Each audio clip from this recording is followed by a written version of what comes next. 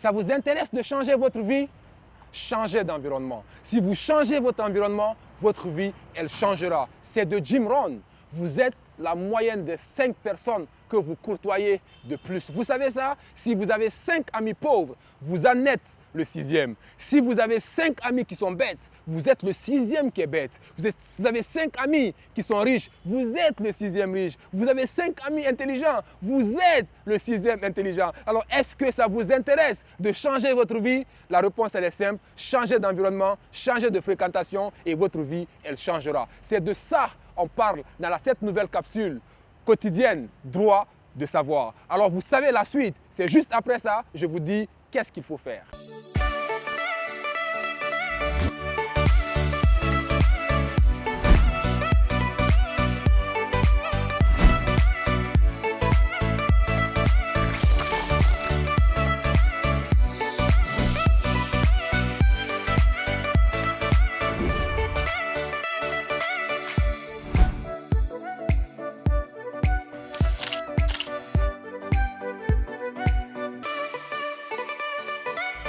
Bonjour à vous, ici Coach Caps, révélateur de potentiel. Dans cette toute nouvelle capsule quotidienne, droit de savoir, je partage avec vous comment changer de vie à travers le fait de changer tout simplement son environnement. Ce que vous devez retenir, les parents nous le disaient quand on était petit, mais on avait du mal à le comprendre. Vous savez souvent, quand vous êtes avec des amis qui ne sont pas bien, quand ils arrivaient à la maison, les parents les chassaient, n'est-ce pas?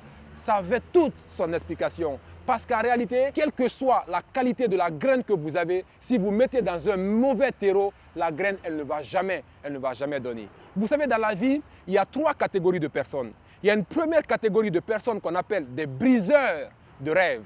Ce sont des gens, vous êtes avec eux des fois, vous les expliquez vos rêves. Aussitôt que tu leur dis quelque chose, ils te disent « laisse tomber, on est en Guinée, ça ne marchera pas. Laisse tomber, tu es une femme, ça ne marchera pas. Tu n'as pas l'expérience qu'il faut, tu n'as pas les compétences qu'il faut, tu n'as pas l'âge qu'il faut. Laisse tomber, ça ne marchera pas. » Ces personnes, on les appelle des briseurs de rêves. Ne les écoute pas, tout simplement. On a une deuxième catégorie de personnes qu'on appelle les cuisiniers de rêve. Ces cuisiniers de rêve, ce sont ces personnes qui passent leur temps à marcher éveillés. Ils marchent en train de rêver, ils marchent en train de vivre. Ils vivent la vie qu'ils veulent, sauf que tout cela ne se limite qu'à leur tête. Ils se réveillent tous les matins avec de nouveaux projets. En fait, ils souffrent de ce qu'on appelle la drogue des idées. Ils se réveillent tous les matins avec de nouvelles idées, avec de nouveaux projets, seulement que ces projets ne voient jamais jour. On les appelle des cuisiniers de rêve. Et on a cette troisième catégorie de personnes qu'on appelle les bâtisseurs de rêve. Des personnes qui, malgré ce que les gens leur disent, malgré les difficultés de leur vie, malgré tout ce qui se passe, ces personnes utilisent tous ces facteurs, tous ces phénomènes externes et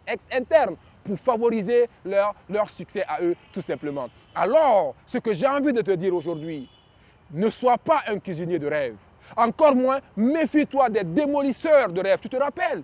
Peut-être que tu connais ce quelqu'un-là, ou peut-être que tu es toi-même ce quelqu'un qui a fini ses études, qui a son diplôme avec lui, qui vient voir son frère qui a fait 5 ans, 10 ans, qui n'a pas trouvé du travail, qui lui dit « Aujourd'hui, grand frère, j'ai eu mon diplôme. » Et il te dira tout simplement « Bienvenue dans la galère, bienvenue dans les difficultés. On est en Guinée, ça ne marchera pas. » La réalité que je veux t'attirer aujourd'hui, ce à quoi j'ai envie de t'attirer particulièrement aujourd'hui, désormais, fais attention aux personnes que tu côtoies.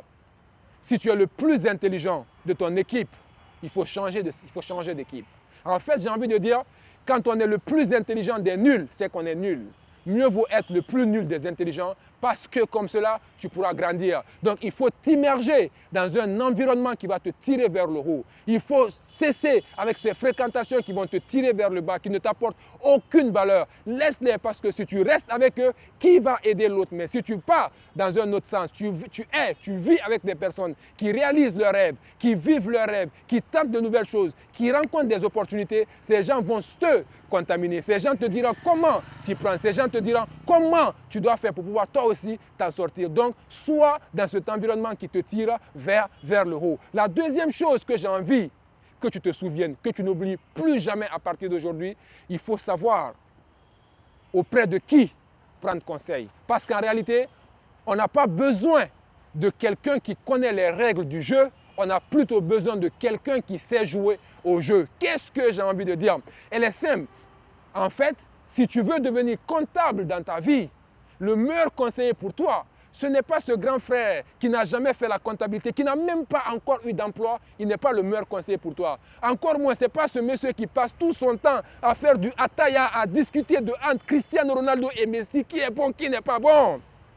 Il n'est non plus pas le meilleur conseiller pour toi. Le meilleur conseiller pour toi n'est même pas papa. Ce n'est même pas maman, ce n'est même pas ce tonton que tu aimes bien, mais c'est tout simplement cette personne qui a fait la comptabilité, qui n'a pas seulement fait la comptabilité, mais qui a réussi dans sa carrière d'expert comptable peut-être, c'est le meilleur conseiller pour toi. Alors si tu veux faire de la chirurgie, le meilleur conseiller pour toi, c'est quelqu'un qui a déjà réussi dans la chirurgie. Cette personne, elle ne te dira pas, ne fais pas ça, ça ne marchera pas pour toi, l'entrepreneuriat, ça ne marchera pas, etc. etc. parce qu'on a des a priori, on a des conditionnements vis-à-vis de ça. Change ce conditionnement-là, change la personne auprès de qui tu prends conseil, change l'environnement dans lequel tu es, change tes propos, change ce que tu lis, change ce que tu regardes à la télé, change les personnes que tu côtoies, change ce que tu manges et tu verras, ta vie, elle va changer. C'est sur ces termes que j'ai voulu finir ma vidéo en te disant, change ton environnement et ta vie, elle ne peut pas ne pas changer. Alors on se retrouve très prochainement pour une toute nouvelle capsule de cette quotidienne droit de savoir. D'ici là, prends soin de toi et donne priorité à tes priorités. Je vous porte dans mon cœur et je vous dis à très bientôt.